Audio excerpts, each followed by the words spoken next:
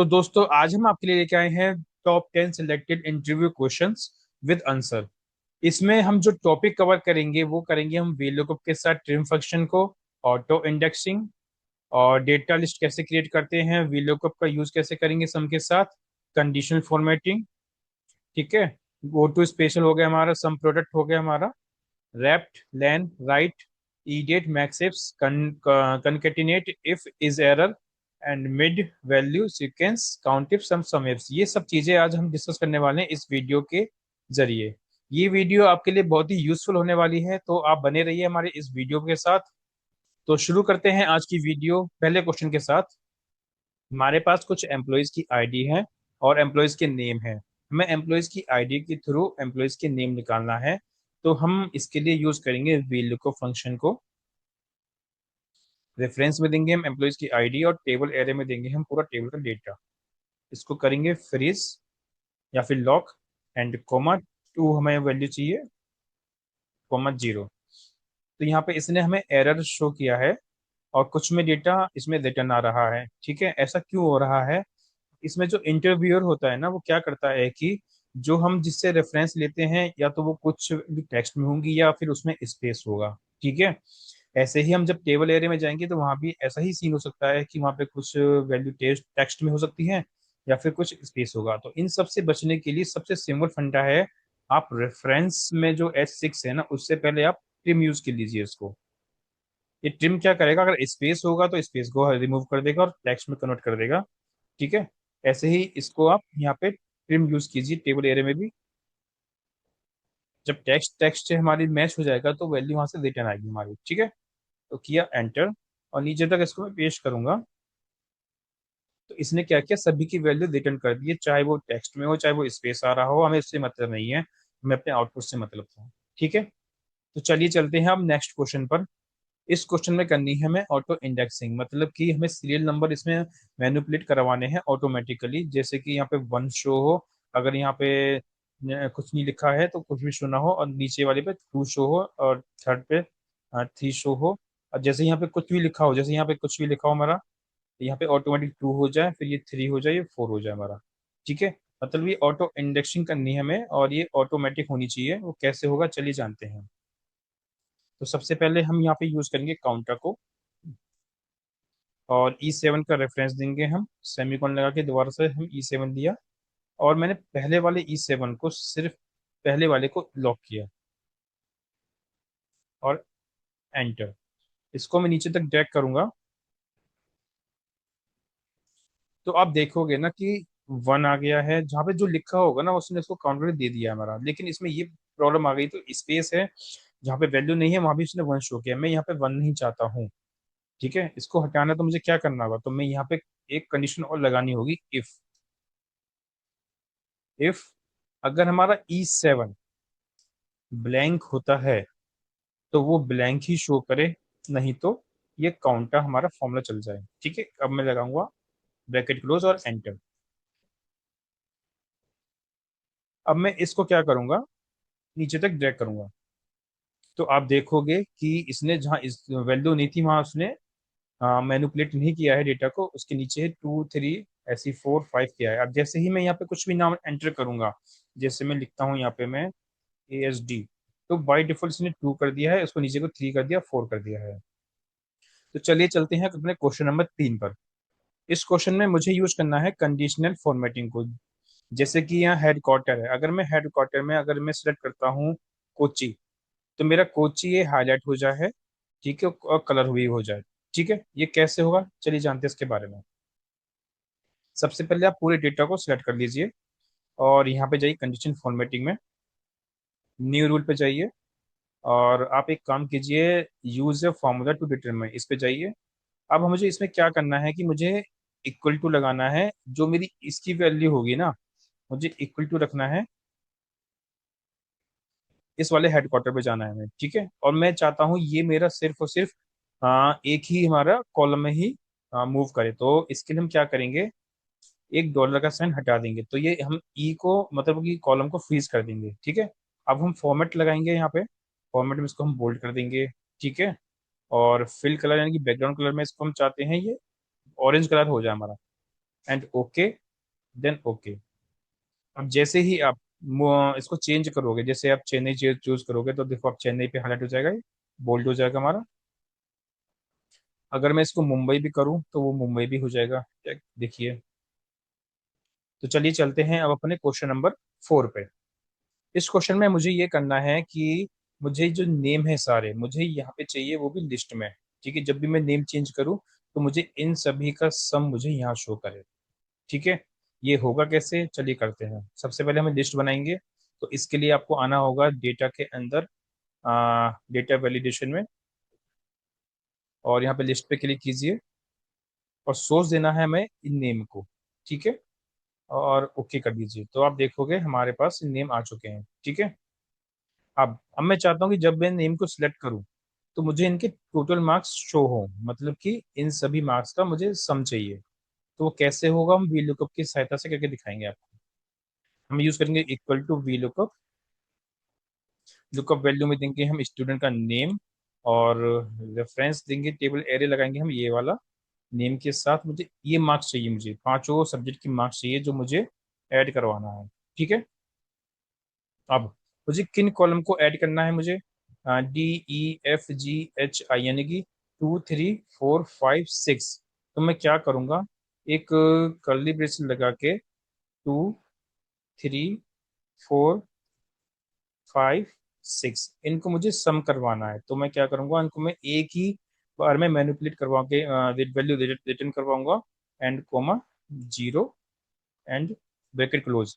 और ये जो वी लुकअप से पहले यहाँ मैं यूज करूंगा सिर्फ एक सम फंक्शन को मैं। ये क्या करेगा, सम फंक्शन जो वैल्यू यहाँ से आएगी 2 3 4 5 6 से आएगी, वो उसको सम कर देगा और रिटर्न करेगा वैल्यू। देखिए 355, इसको मैच भी कर लीजिए, इसका आंसर 355 भी आ रहा है। ठीक है, अब मैं जिसका नेम चेंज करता हूँ, जैसे मैं राहुल का चाहता हूँ, मार्क्स कितना है, तो 341 है, 341 है। ठीक है, तो चलिए चलते हैं अपने क्वेश्चन नंबर 5 पे। इस क्वेश्चन में हमें ये करना है, जो हमारे पास आईडी और नेम है वो वन बाय वन है, जैसे ID name ID name ID name. मुझे क्या करना है, मुझे आईडी इस पे लाना है और नेम को यहाँ प्रिंट करवाना है। तो इसके लिए एक सिंपल फॉर्मूला है, आप इस डेटा को सिलेक्ट कीजिए, कंट्रोल जी प्रेस कीजिए, और स्पेशल में जाके कंस्टेंट में जाके आप उसको सिर्फ पहले टेक्स्ट को क्लिक कीजिए। तो ये टेक्स्ट हमारा हाईलाइट हो जाएगा, उसको फिर कॉपी कीजिए, कॉपी फिर यहाँ पे नेम पे पेस्ट कर दीजिए। ठीक है, ऐसे ही दोबारा आपको इस डेटा को सिलेक्ट करना है, कंट्रोल जी में जाना है, इस बेसिल पे क्लिक करना है, और इसके बाद आपको सिर्फ नंबर लेना है, ओके, एंड कॉपी, आईडी में आपको पेस्ट कर देना है। हो गया सिंपल। तो चलिए चलते हैं अपने क्वेश्चन नंबर 6 पे।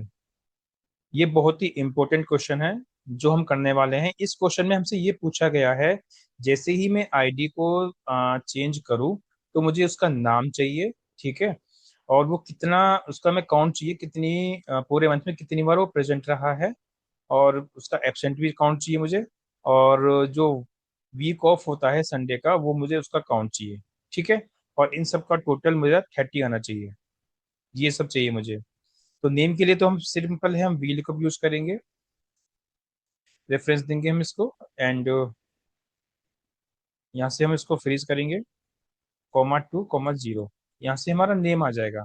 ठीक है, अब बात करते हैं ये प्रेसिडेंट का काउंट और एब्सेंट का काउंट हो, और वीक ऑफ का काउंट कैसे आएगा। ठीक है, इसके लिए ना हमें एक फॉर्मूला यूज करना होगा, क्योंकि यहाँ पे हमारा काउंटिफ और काउंटिफ्स काम नहीं करेगा। इसके लिए मुझे यहाँ यूज करना होगा सम प्रोडक्ट फंक्शन को। तो हम यूज करेंगे सम प्रोडक्ट। सबसे पहले एरे वन, यानी कि एरे वन में क्या कहना चाहता है कि जो हमारी आईडी है वो इक्वल टू होनी चाहिए हमारी इस आईडी के। ठीक है, ब्रैकेट क्लोज, मल्टीप्लिकेशन साइन, दोबारा ब्रैकेट स्टार्ट करेंगे। अब हम एक और कंडीशन लगाएंगे कि जो हमारा नेम है वो इक्वल टू होना चाहिए हमारा इस नेम के। जहां ये दोनों हमारा वैल्यू ट्रू हो जाएंगी, वो हमारा वैल्यू रिटर्न कराएगा वहां से। ठीक है, तो हम यहाँ पे एक एरे और लगाएंगे कि हमारा जो ये पी है, पी हमारा इक्वल टू होना चाहिए इन सभी के। ठीक है, और इसको करेंगे हम ब्रैकेट क्लोज और एंटर। तो आप देखोगे कि इसने इसका काउंट निकाला है, राहुल का P 12 टाइम्स आया है। ऐसे ही अगर हम एब्सेंट का देखेंगे तो इसका एब्सेंट का काउंट आएगा 0। सॉरी, सबसे पहले एक काम कीजिए, जो आपने ये लगाया है इसको पहले लॉक कर दीजिए। मैं भी इसको लॉक करूंगा, इसको भी लॉक करना पड़ेगा मुझे। ठीक है,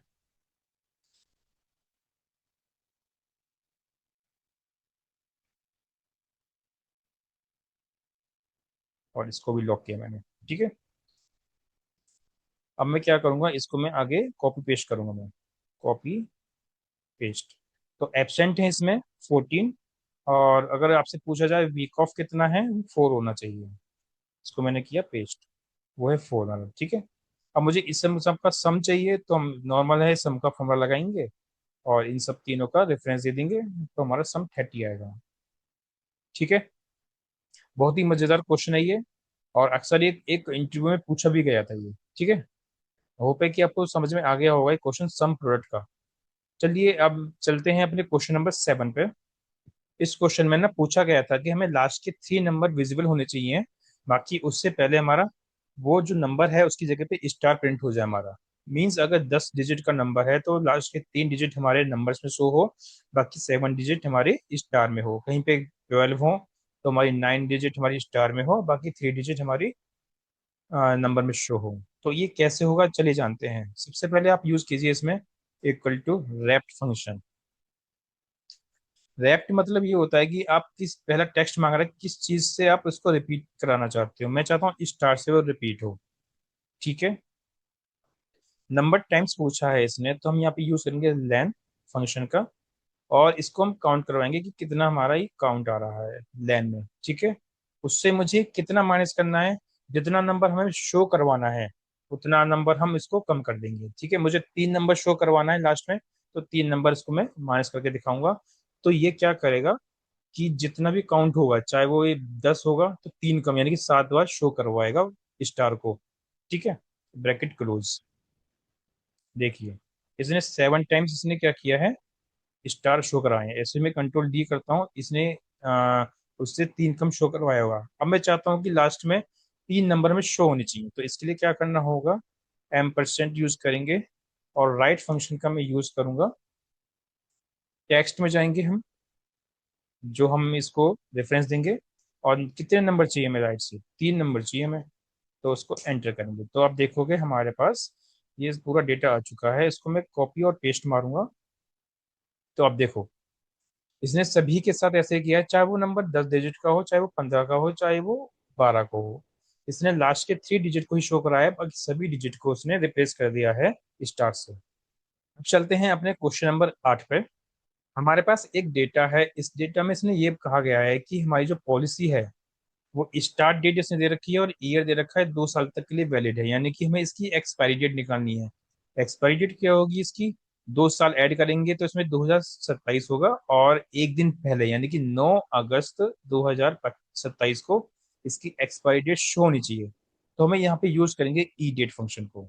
ठीक है, स्टार्ट डेट क्या है हमारी, ये है, और इसने बोला है मंथ, यानी कि मंथ के लिए हम देंगे यहाँ पे पहले तो ये ईयर जो हमारा है, इसको इंटू करेंगे 12 से।